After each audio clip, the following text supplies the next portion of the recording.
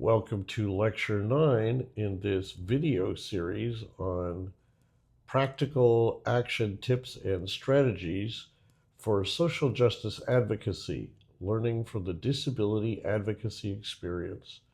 My name is David Lepofsky, and I am the visiting professor of disability rights at the Faculty of Law at the University of Ottawa. In our last lecture, we talked about how to climb the internal ladder within government, doing advocacy and try to get government to change something. Today, I want to focus specifically on one part of our interaction, and that is dealing with the legislature or parliament or municipal council, specifically participating in any hearings they're holding. This could be a municipality considering a new policy. It could be a legislature or parliament doing a review of an important subject matter, or doing a review of a particular piece of proposed legislation. What I'm going to have to say can also be used if you're appearing in front of a special education advisory committee or any other kind of body where there's an opportunity for a formal in-person or virtual presentation. Now, for those of us who are lawyers, it's of interest to compare what it's like to do advocacy in these settings to doing advocacy in court. I've done a lot of each. When you go to court, you have a clear opponent, and they typically have a lawyer paid to try to prove you're wrong. You have a clear objective. Courts can be very much a win-lose place, and you know what you want to get in order to win.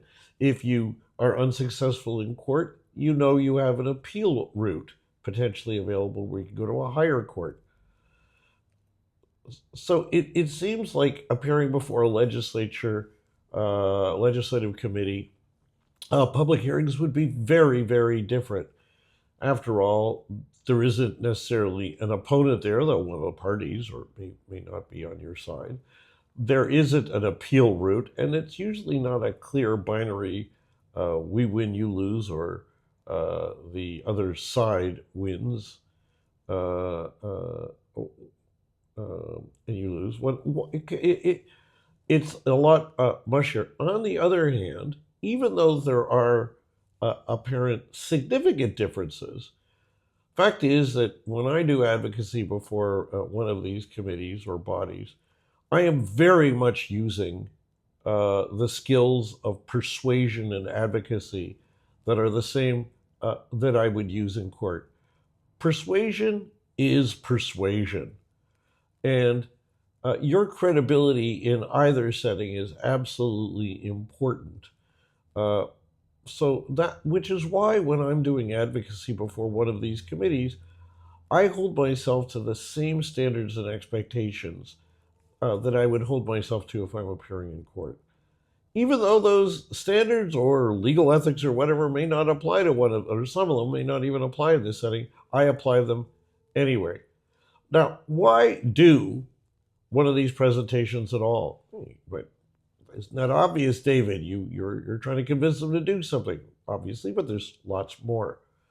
These venues can be your venue to try to help get a piece of legislation passed or defeated if you're against it, get it strengthened if you want it strengthened, such as by getting amendments passed to strengthen a weak piece of legislation.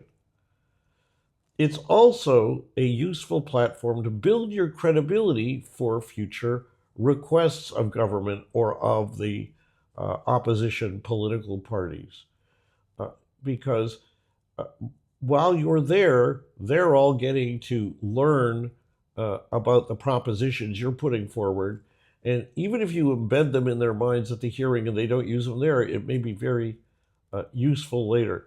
This is a place you can build foundations if you can't succeed in getting a bill amended now, for seeking amendments later. It's an opportunity for you to pin down the opposition party for their position on the issues you're raising. They may have been playing very unclear on whether they will support something or not. The hearing is a place where you could try to get them to either make statements in support of your position when they're questioning other witnesses, or propose amendments you want. It kind of calls them at times to actually take a position. It gives you an opportunity to back the government into doing something they initially didn't want to do. The story in my memoir, Swimming Up Niagara Falls, of the disability amendment to the Charter of Rights, the government had been against it. When the opposition brought motions to amend the charter during clause by clause to include disability, well, the government was going to have to vote. And even if they didn't want to vote for it, though at that point they did, they may well have not wanted to be seen voting against it. So it's an opportunity not only to persuade people to do the right thing, but to have a series of events unfold where you can back them into doing the right thing, whether they otherwise wouldn't. Taking part in one of these hearings is also a great way to get attention for media coverage. My next couple of lectures, I'm going to talk more about how to get media coverage, but one of my key messages, spoiler alert, is to have an event take place or create an event that could be newsworthy. The hearings could be just that. It's also, these hearings are a great avenue, or can be a great avenue, to draw in and energize and activate the community or constituency for whom you're doing social justice advocacy. If a bill is before the legislature or a proposed bylaw before a city council, you may only have organized a small number of people, but if you can get word out to a larger group and say, hey, you should come and speak at these hearings too, it's a chance to do that and to get natural allies online in support of you. I told the story in a prior lecture about how hearings on a Private Members Ontarians with Disabilities Act in 1994 actually brought people out, caused them to come together, and that's where we formed the coalition that eventually fought for a stronger Disabilities Act in Ontario. There are also unforeseeable long-term benefits in using this hearing process. And I want to give you a couple of examples, really powerful examples. When the Ontario Liberal Party got elected under Premier Dalton McGuinty in 2003, they had committed to pass a Disabilities Act that would be stronger than the weak one that the prior Harris Conservative government had passed. Well, we worked with the minister, a bill was introduced, and then it came to public hearings. One of the people on those public hearings was a newly elected backbench Liberal. She was not a cabinet minister at this point, named Kathleen Wynne. And she sat through hearing after hearing, hearing from disability groups about why we face all the disability barriers we face, and about why we need strong legislation. Well, fast forward a decade later, and backbench Kathleen Wynne became Premier Kathleen Wynne. And when folks from the disability community, including myself, would be advocating to her, we were talking to somebody who had been educated in our barriers and the need for strong action a decade before, never knowing that we were among the committee members talking to the future premier who we would need to take action. Another example, way back in 1980, the United Nations had declared 1981 the International Year of the Disabled Person. So our federal government at the time, our federal parliament, decided to establish a select committee on the disabled and handicapped, and just hear generally about what problems we face, what should be done. Now, they rendered a report that was very important. They were a lightning rod to bring people with disabilities into the activity of advocating to a legislative committee for often for the first time. But it served another role. That committee had a chair, again, a backbench Liberal, relatively newly elected, named David Smith. What happened after he got elected or pardon me, became the chair of that committee. He sat through hearing after hearing. I was one of the many people who presented to him, along with a contingency from one organization. Well, the next month after their hearings, then Prime Minister Pierre Trudeau proposed a Charter of Rights with an equality clause that left out people with disabilities. Again, that's the subject of my memoir, Swimming Up Niagara Falls, and which you can get online for free. Just Google Swimming Up Niagara Falls. You can download it as a Word document or a PDF or even an audiobook. But in any event, David Smith became the person that probably played the most pivotal role inside the Liberal caucus, convincing them to adopt the disability amendment. He had been brought over, educated to our cause. Before that Charter of Rights proposal even was introduced into Parliament. And yet afterwards, with the knowledge and the motivation from the hearings he sat through, even though those hearings looked like they were just kind of a showpiece, looked like we're doing something before the International Year of People with Disabilities, it had a dramatic effect on him, and he had a dramatic impact on our success. Now, let me just talk for a minute about my own experience. My first appearance before any legislative committee in my life turns out to be the most important one I ever took part in, and that was to appear before the Joint Committee in 1980 of the Senate and the House of Commons to be one of the voices advocating to include disability in the Charter of Rights. What does that tell you? It tells you that even when you're just out of law school, even when you have no background in this, no training in this, no experience with this, you can contribute, you can help.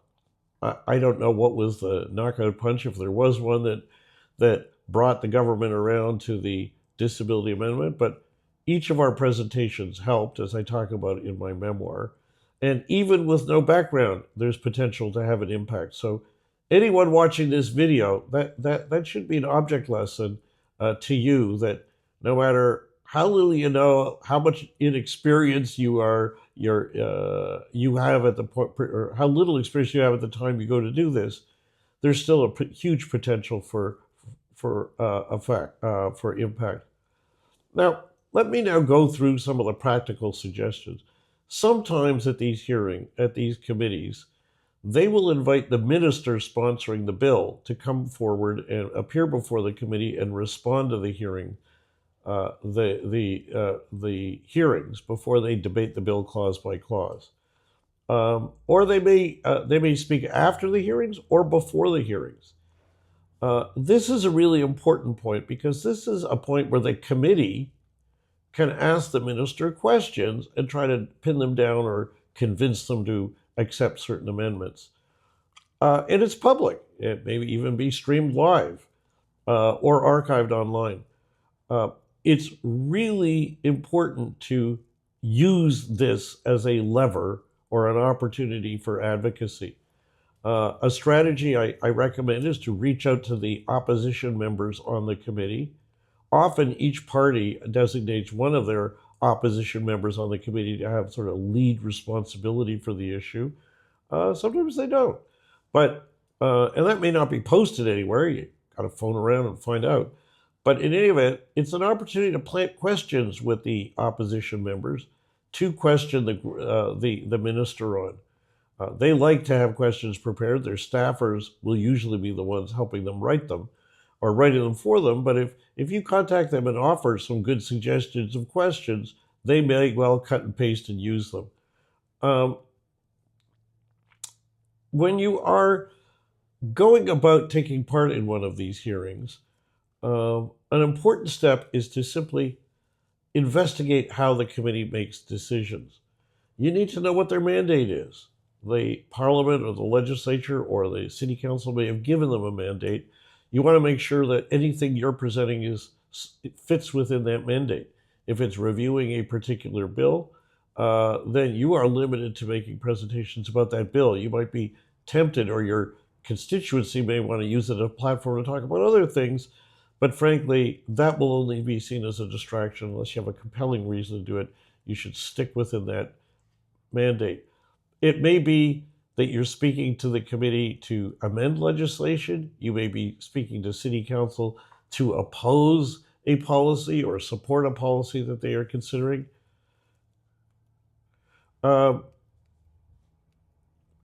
It is really important early on to find out who is actually on the committee and do a bit of Googling around or ChatGPT or whatever you want to use to try to find out a bit about their background to see who might be a natural ally, who may have spoken out in support of your position in the past.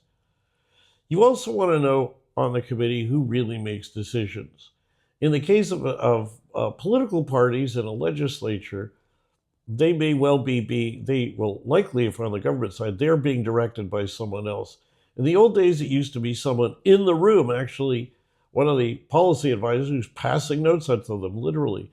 Now it could be somebody in the room or back at their office texting them, watching the meeting stream live. It may be hard to figure it out, but it's worth finding out who it is, because that's someone that you may well want to try to persuade, walk up to, have a chat with, arrange a subsequent meeting. As I talked about in the last lecture, if you're advocating the federal parliament, you'll find dealing with the House of Commons, which is elected very different from the Senate when it comes to this. The House of Commons, the parties will be getting instructions from their party leaders or the infrastructure within the party. In some cases they'll leave it to the individual members if they're opposition members. In government, they're always being instructed by someone else. On the other hand, in the Senate, because they're not elected and because they have a limited party system, you'll find that each of them are deciding on their own or are being persuaded by each other. So I actually find hearings a more satisfying experience to some extent in the Senate, because I know I'm talking to the deciders.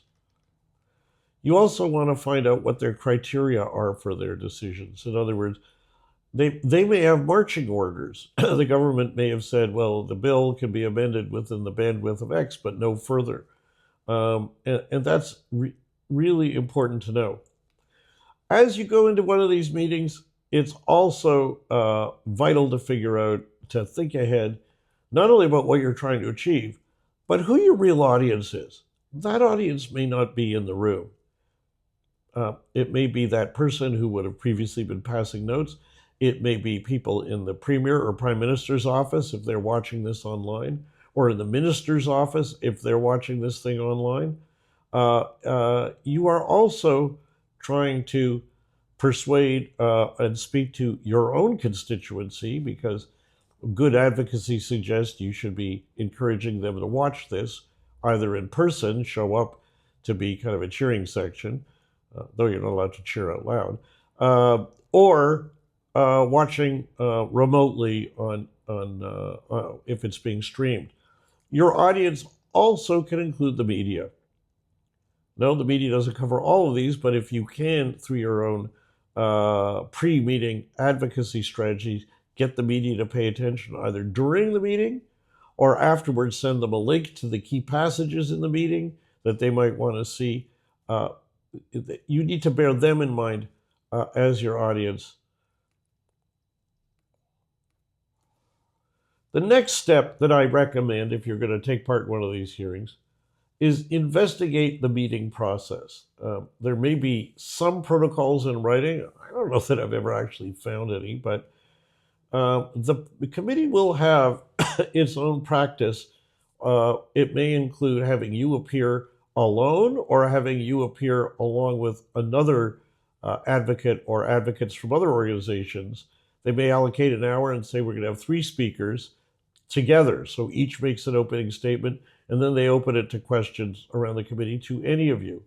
Or you could be the solo speaker with a chunk of time, a half hour or 20 minutes to speak and then take questions. You want to find out if they allow for in-person or remote appearances. You might think remote appearance saves a lot of money, saves a lot of time, and that's travel and so on. And that's of course, valid and valuable. It is my strong recommendation, if you can appear in person, that you should appear in person. You are more engaging in the room than over Zoom. You have a greater capacity to persuade in the room than over Zoom. You also can interact with the committee members informally, both before the committee meets or during a break or afterwards on the way out in the hall, and lobby them to follow. You can't do any of that on Zoom. But even more significantly, I've appeared before a couple of standing committees in the House of Commons. I've done it in person. Others on my panel may have spoken remotely. And I'm told by sighted people assisting me during my presentation that when I'm speaking or the people in the room are speaking, the members of the committee have their heads up, they're looking at you. On the other hand, when somebody's on Zoom on the big screen, members of the committee are more likely to be looking down, texting, reading something, whatever. I want them looking and listening. I don't want them distracted by spending the time looking at their cell phones. The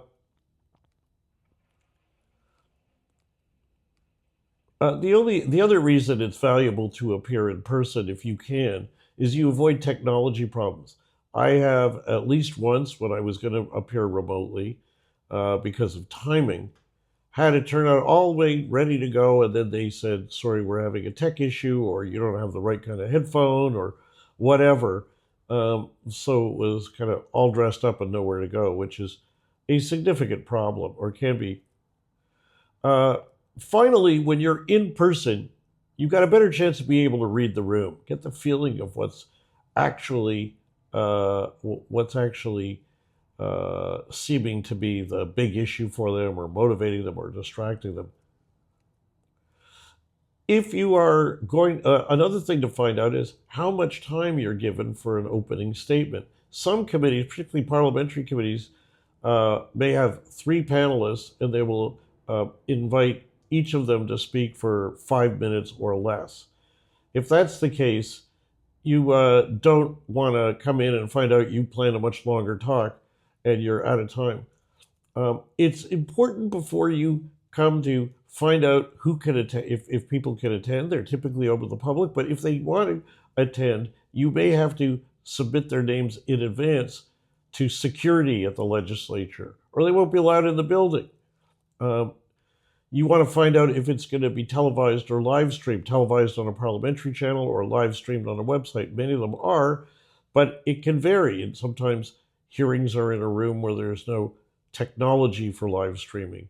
So you want to make sure if it is, because that also gives you a chance to get a bigger audience by letting people know in advance. I'm appearing at 11 o'clock, here's the link.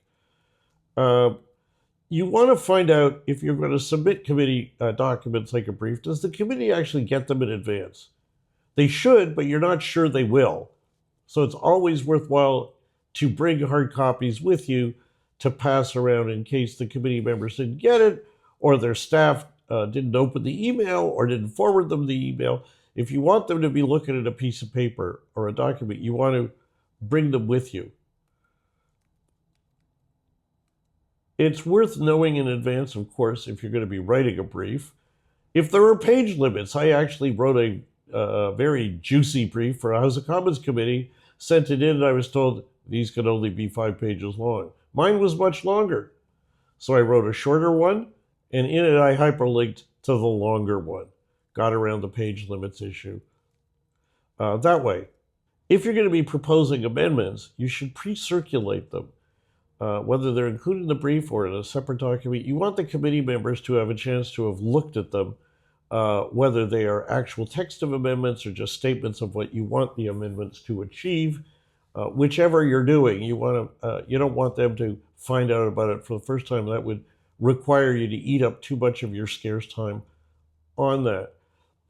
In preparation for the hearing, another very useful strategy that I've learned is find out who else is going to be on your panel if there's more than one of you, and get to them in advance. See if you can convince them to say that they endorse the position you're going to be presenting or your brief. If they're a person who may be potentially not aligned or might even be saying things that are problematic from your position, have a conversation with them, draw them out about their position, and see if you can persuade them to become supportive on your points and maybe even change their position. If somebody appears who's not in agreement with you, you can't stop that, but you can try to head it off in advance by that kind of effort. Another key area I want to talk about now is arming the community. You want to arm the community to take part in the committee hearings. You want to get people to apply to turn out and to speak to the issue. You want the hearing committee to hear from, not just from you and your specific platform, organization, coalition, startup, whatever it is. You want others coming in and saying the same thing. In fact, you'd love it if everybody who presented from the disability community point of view are all supporting the same agenda, even if they have variations on themes and so on. This is a wonderfully appropriate time for a strategy I talked about in my Advocates Toolkit lecture, and that is the action kit. Providing creating an action kit that you can post online, email out, and so on, that explains what the bill is to do, explains what the hearings are for people who don't know what they are, explains how to apply to present, more about that in a little bit, setting what our community objectives are that you encourage them to follow, encouraging them to not only sign up, but to come and watch the proceedings, explain why it's important to take part, explain the hearing process for people who don't know anything about what these kind of hearings are. I've seen lots of people present for whom it is their first, it may be their only occasion. Give them suggestions of what topics or what positions to present. It's always best if people are speaking in their own words, but give them at least a summary guide of key points. And if they make other points, that's fine. If every time any other presenter picks and chooses and uses some of our key points, I see that as a step forward. A great strategy beyond the action tip is to have some kind of meeting for people who are going to present, to brief them on all of the things I've just talked about, what we're trying to achieve, what hearings are like, how to approach it, how much time you get, and so on. In the old days, you had to do that in person, but now you can arrange a Zoom meeting. And you can use that as an opportunity. You might even get a former member of the legislature to come on the Zoom meeting to help explain how to take part into the hearing process. Now, then, let's turn to how do you get a chance to speak at the hearings? Not always a very clear process. There are bodies that will let you speak simply by signing up. That is typical of a municipal council committees. They'll post an agenda item. You simply apply to present before their deadline. And if you want to file a document with them, you can file electronically, typically file it with them. By the way, bizarre problem. A number of municipalities in Ontario, I don't know if this is still the case, but for many years use WebEx as their platform. It happens to have been awful for accessibility for blind people like me using our computers. I've had disasters where I thought I was logged on and they couldn't hear me, and I've even lost the opportunity to speak because of bungling over this sort of thing. You need to, if you're going to appear virtually, you certainly need to find out what the technology is and make sure you can use it. Now, but on to how to appear. How do you get to appear? So municipalities, you just, at least in my experience, find out when it's posted, when the agenda is posted, and what email or phone number to call to get online in the lineup, and so on. Provincially, typically when they're holding hearings, they may post an invitation to apply, and then you submit an online form. There may be a way to do it in writing still, just by mailing something in, explaining who you are, your contact information, and possibly a blurb on what you're going to talk about. and if you want a written brief. Again, they may have page limits on those. That doesn't guarantee you'll get a hearing. It means the committee will at least see the names available and then may allocate time to those that the committee decides they want. Federal committees, in my experience, federal House of Commons committees, you don't apply to them, they come to you. It's kind of a bizarre process. I don't know if this is always the case, but it's what I've run into. I didn't find a portal. There may be one, but I didn't find a portal to apply to appear.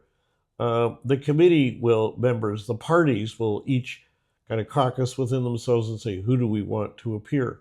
What that means, well, really in both cases, federal or provincial, if there's a possibility of hearings coming up, you should do some advocacy directly to members of the committee who might be sympathetic to your position and say, please advocate for us to be on the speakers list.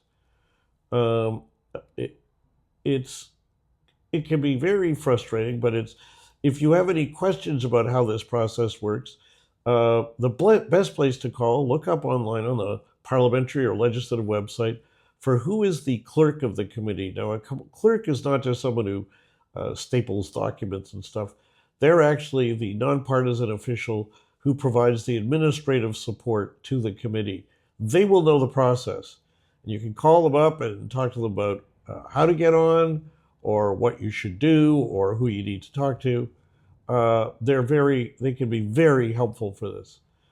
Now, if you do get invited to speak at a hearing, my next topic I want to talk about is when during the hearing should you speak? I have a strong preference. I like to go as late in the hearings as I can. I'd love to be the closer or as close to the end as possible. Why is that? Any number of reasons. And by the way, I use the same strategy if I'm in a court proceeding. I've done this in the Supreme Court of Canada where I'm counsel for an intervener. And while the court had a traditional way they order what sequence the interveners speak in, I will always say, hey, can you move me to the end? In both cases, because I want to hear what came before me. And you want to hear that. You want to be ready to make sure that gives you an opportunity to hear where the committee members are, if there's recurring problems that some of them are having with the issue, what arguments the government's making against something that you might care about or in favor of something you might think about. You want to get the total lay of the land. And you can do this now. You could by reading the legislative committee proceedings that have come before you. They're posted. Sometimes they're not posted the next day. You may have to lobby a member of the committee because they get drafts of these meeting minutes or transcripts much earlier. Another option is to watch the live stream of the prior hearings. I might say, as I'm saying this, you'll think that's a lot of work, and it is.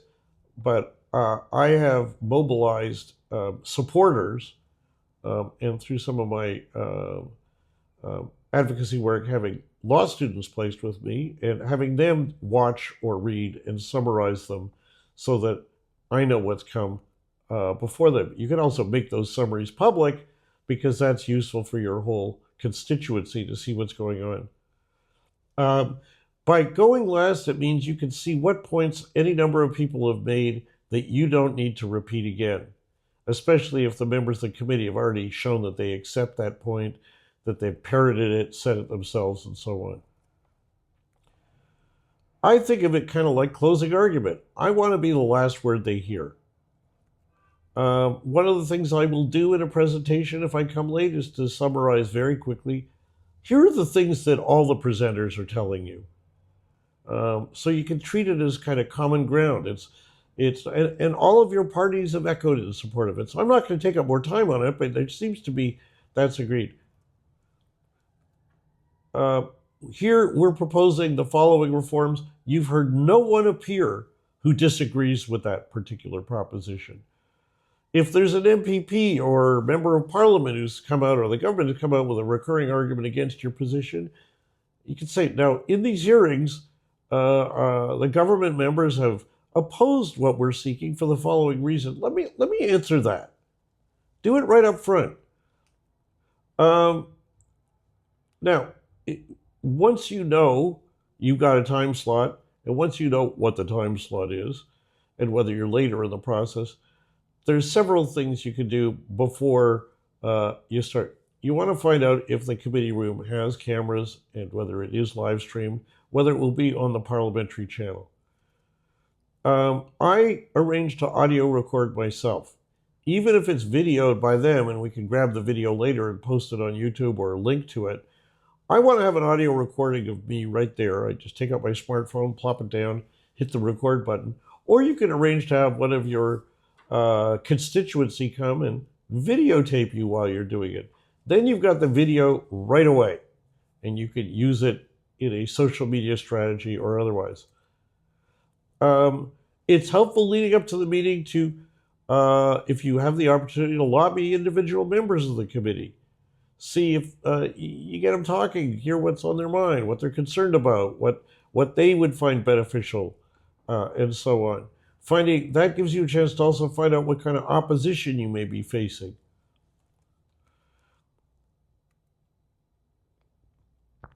Find out which public servants have been involved in this issue and who may be briefing them, the government members or the whole committee. You might want to get to them and have a conversation and test out some of your arguments just to see. They're not going to say, well, let me help you field test your argument. You might just say, you're the public official in charge of this area.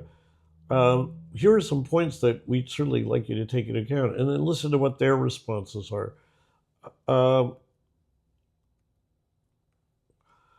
I will typically issue 2 news releases, one before the event, kind of like a media advisory, saying that we're going to be appearing, here's when and where, and here's what we aim to achieve. That helps get media coverage, more about that in our last 2 lectures. And you can also pre-circulate that so that it's also another way of notifying your community. After I appear, I will release another news release summarizing what I said and what we said in our presentation. And I will send it to the media, hoping that they will cover it. But it's also, again, a record you can share through email and social media to your supporters so they know what you're up to. And you help keep them posted and informed. Typically, my news release that's going to be issued after is written before, because I know what I want to say at the standing committee presentation. But when I finish the presentation, the committee meeting breaks, sit down at my laptop, give it one last read in case I want to change it, so that I can then send it right then and there to the media.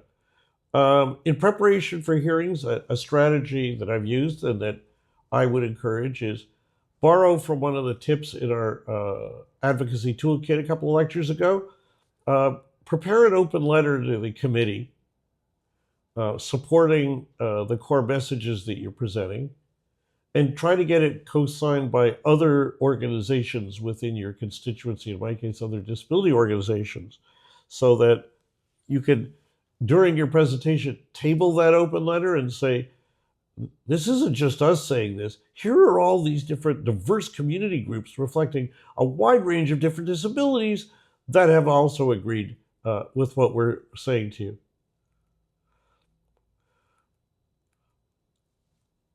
Let me talk now about offering amendments before the meeting. I said earlier that it's worthwhile, if you're going to propose amendments, it's worth offering them.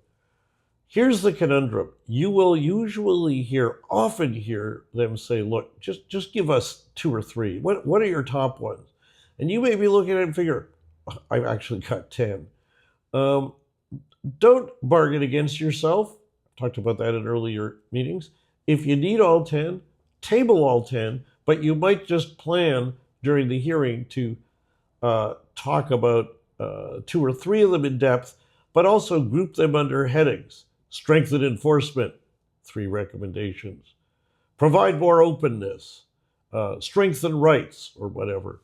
Those could be your headings, and then you could say, our reform amendments, we've got 10, but they're grouped under 3 core themes: in this few minutes, I'm going to address those themes.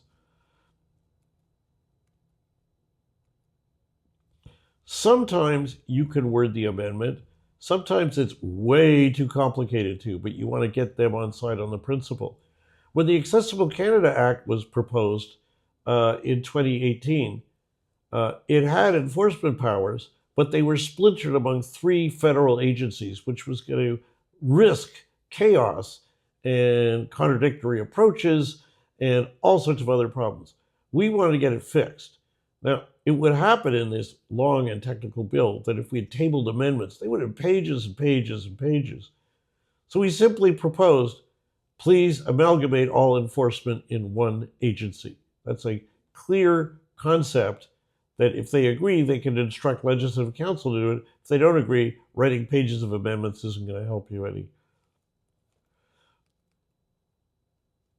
When you are presenting, it's really important to focus on the highest impact points, because if you've only got 5 minutes, for example, you're only going to be able to make 3 points at maximum.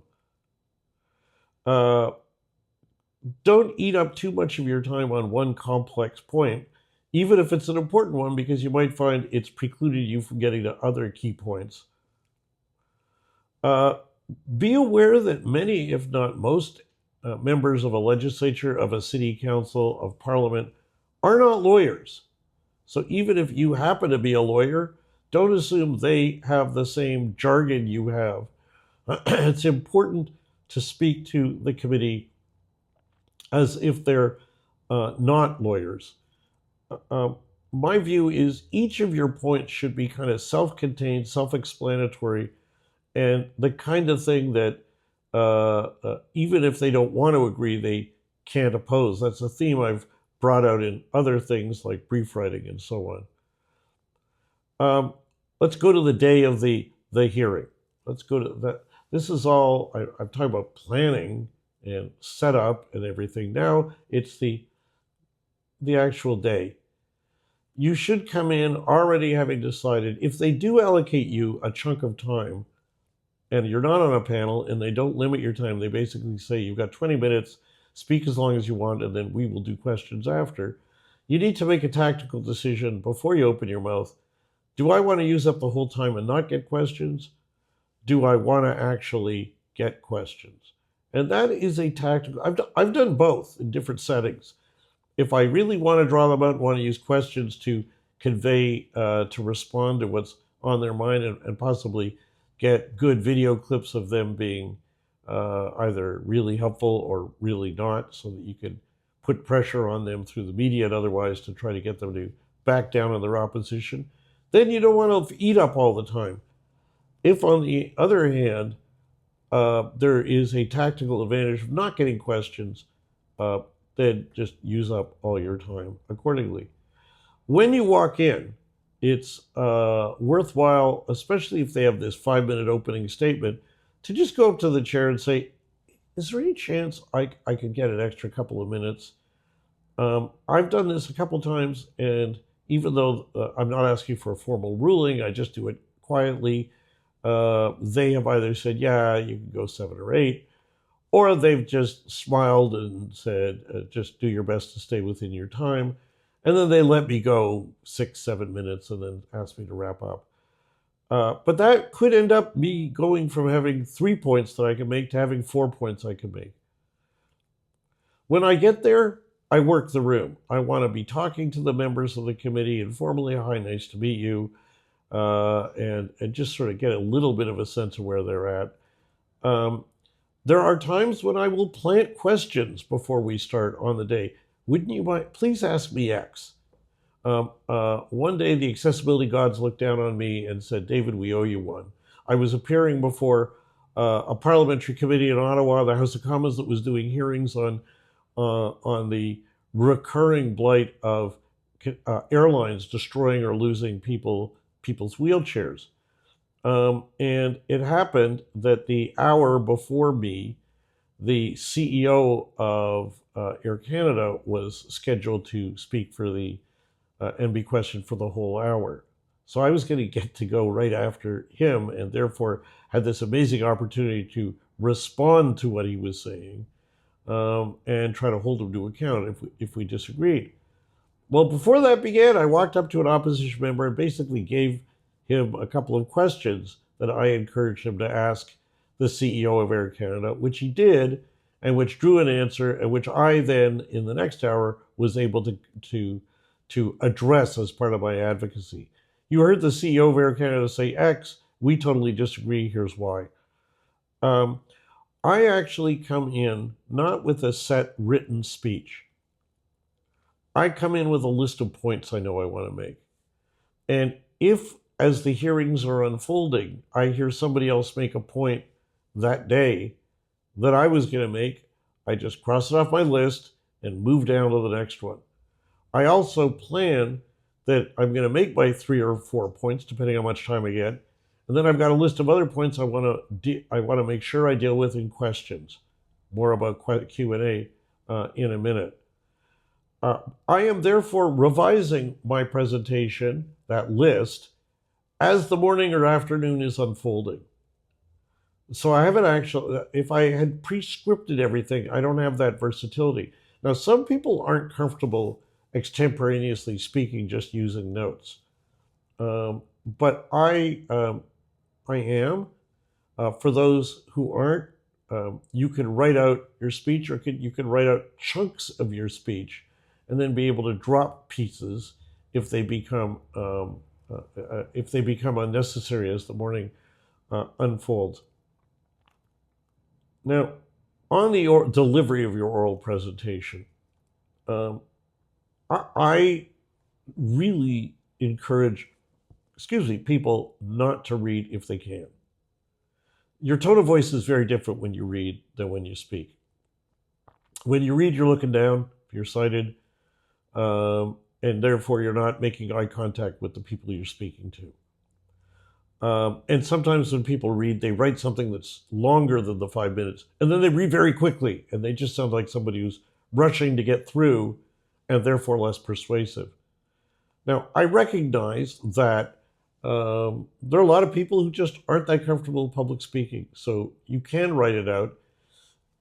Another strategy is write it out, but also come in with cards with short points. When you get there, you may just get the adrenaline flowing and be ready to just speak extemporaneously using your notes, but you've always got the written speech to fall back on if you have a moment of nervousness and you just figure, I'm not going to be comfortable doing that. Contents of the speech. I always like to open with a very strong line. When I was appearing before the Federal House of Commons on a particular bill, I might say, this week is very strong on good intentions. This bill is very good on strong intentions, but terribly weak on enforcement and implementation. People with disabilities need and deserve better. Just some kind of open line that you may have written or worked up, but that essentially grabs the room. It verbally says, lean forward and listen to me.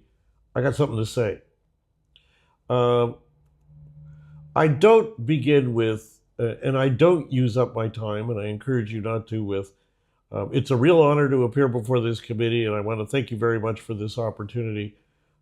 It's a very nice thing to say, but, and I understand wanting to be courteous, but those are 2 sentences you could have used to make content points, and instead you're using them up on stuff that you don't really need. If you're going to describe who your group is, if it's something they don't know, get it down to a sentence or 2. Again, if you've only got 5 minutes, using up a minute or 2 of them to just describe who your organization is and why you're deeply committed to whatever, just say the least you have to so that you can get to your content. When it comes to making your points, a famous line that I've gotten from a now retired Court of Appeal Justice John Laskin, forget the wind-up, get to the pitch. We tend, when we're trying to make a point, and I would dare say especially law students and lawyers, to do our reasoning and then our conclusion. Just state what your conclusion is, point first, and then explain why. Viewing every sentence as counting, and therefore keep it punchy. If you're not used to doing this, time your talk. Try it out at home, and try it out so that you're sure you're within 5 minutes.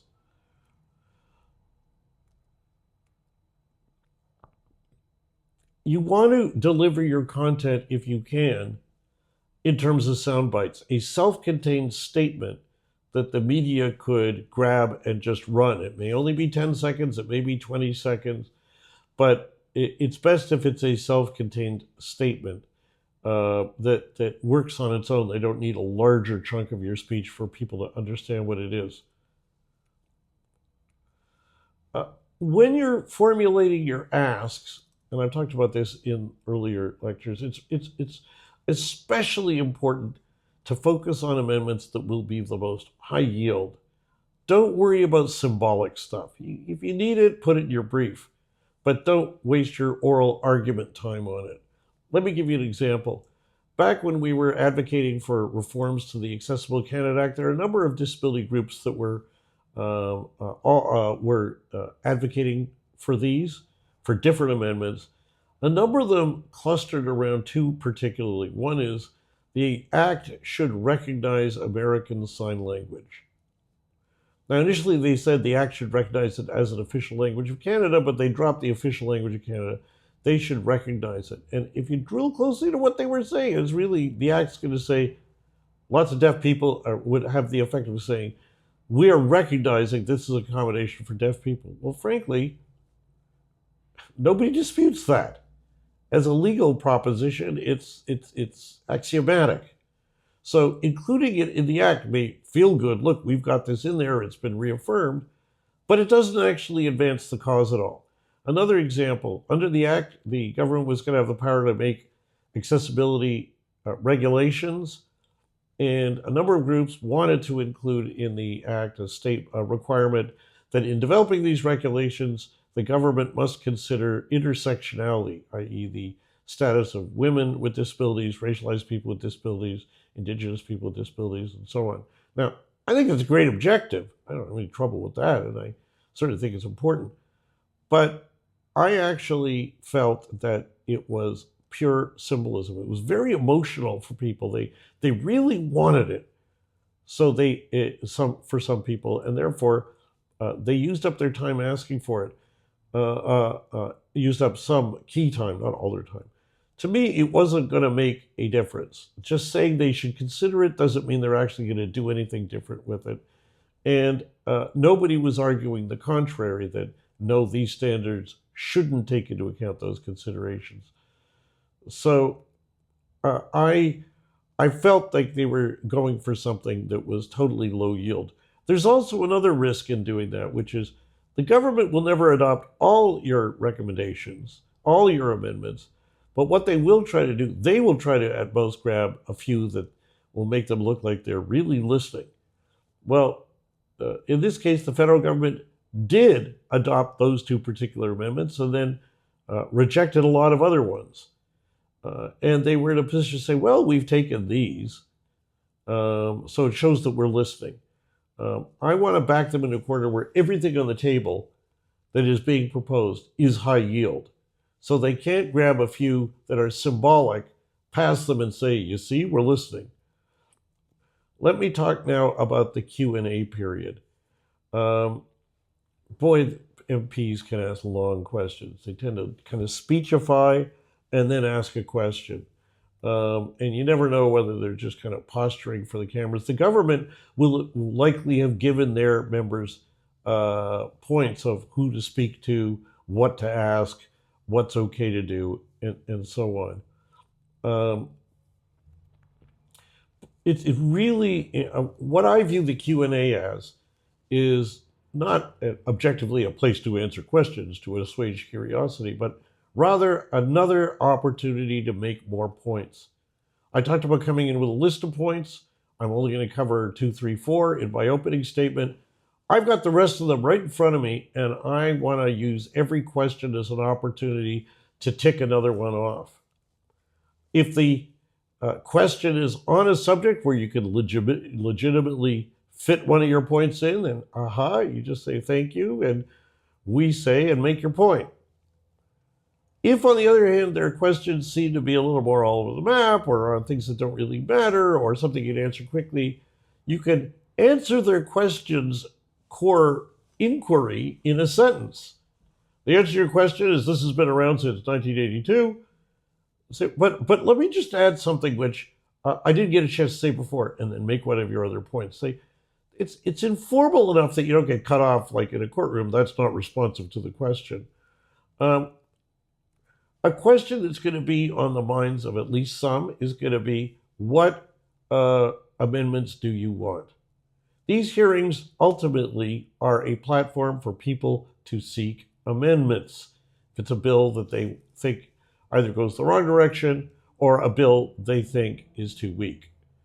I remember one community advocate going before a committee being asked what amendments they want, and the person just like flummoxed. They actually didn't have an answer for them. And I think that's unfortunately wasting an important opportunity, a rare opportunity. You've got to be ready for the questions.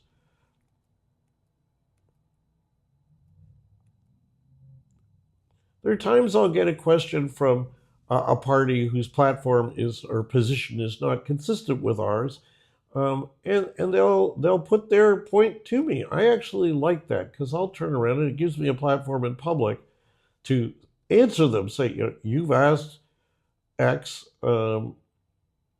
X is not the case.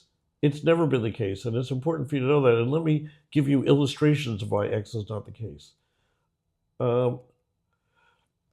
It can be different in the House of Commons and the Senate because the parties are tied to party agendas. They aren't necessarily asking questions because the answer will help them decide what the committee should do. If the government doesn't agree with you, their purpose for questions may be to show that they are sympathetic and supportive to the concerns you're raising, but they've addressed them all. The opposition may be trying to use the questions to make the government look bad. That's just part of the partisan game. If I'm appearing before a city committee, often they have a city staffer who will have filed a report. The Q&A and my formal presentation both give an opportunity to try to respond to that report, either applaud it if we agree or challenge it if we disagree. After the event, what do? Well, you're not done just because you finished speaking. The first thing that's worth doing is lobbying the members of the legislature who are physically in the room. Go over as the meeting's breaking, thank them shake their hands, and if there's one you want to reach out to any of them, reach out further, say, can I give you a call? Can you give me your direct line or your mobile or whatever, or an email that I can actually reach you on, and can we follow up?